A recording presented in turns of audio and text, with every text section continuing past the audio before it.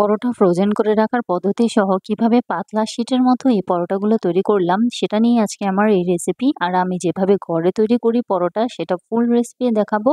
আর বলে দিব যে কিভাবে এইগুলো ফ্রোজেন করে ১ সপ্তাহের মতো রেখে খাওয়া যায় আর দোকানের মতো খুব সফটও হয়ে থাকে।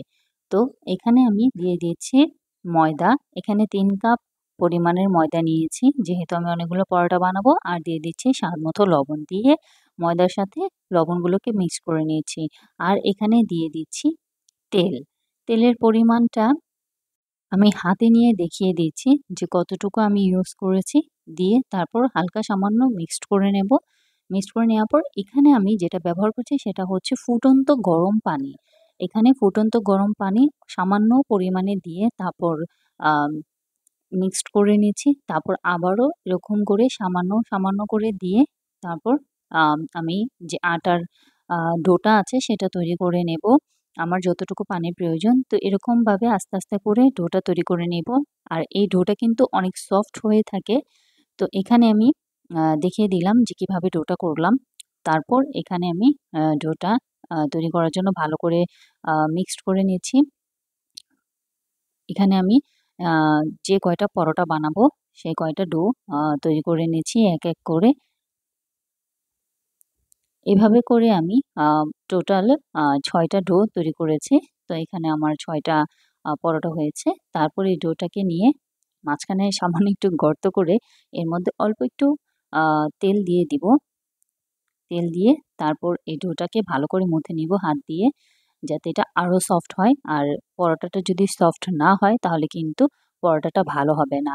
আর ফ্রোজেন করে রাখলেও দেখা যাবে যে এটা নষ্ট হয়ে যাবে। তাই ভালো করে তৈরি করে নিচ্ছি এক, এক করে সবগুলো ডো এভাবে তৈরি করে নিলাম।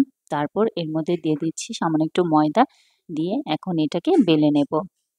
রেসিপিগুলো ভালো লেগে থাকলে লাইক, কমেন্ট, শেয়ার করে পাশে থাকবেন আর আমার পেজটিকে অবশ্যই ফলো করবেন। তো এখানে আম আমি পরোটাটা বেলে নিয়েছি। কিন্তু এই বেলাটাতেই কিন্তু হবে না। এটার মাঝে আরো অনেক টিপস আছে। তো আমি বলব ফুল রেসিপিটা দেখতে। কোনোভাবেই যাতে আপনারা এটা টেনে না দেখেন। আ তো এটা আমি সুন্দর করে গোল, গোল করে বেলে নিচ্ছি।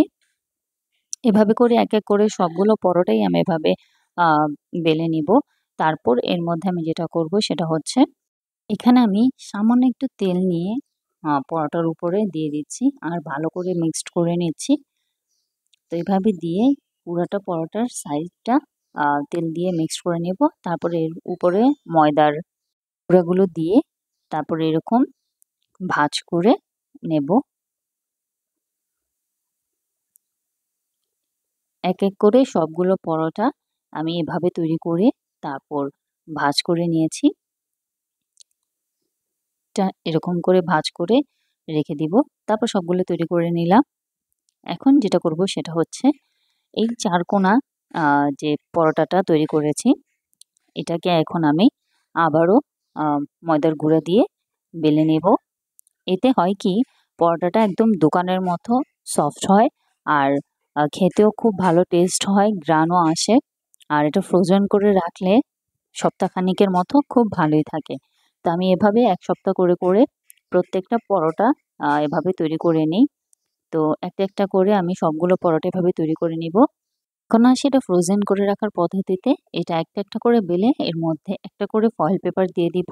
আর দিয়ে এটাকে ভালো করে একটা বক্সের মধ্যে রেখে দিব যাতে এগুলো লেগে না যায়, আর ডিপ ফ্রিজে রেখে দিব।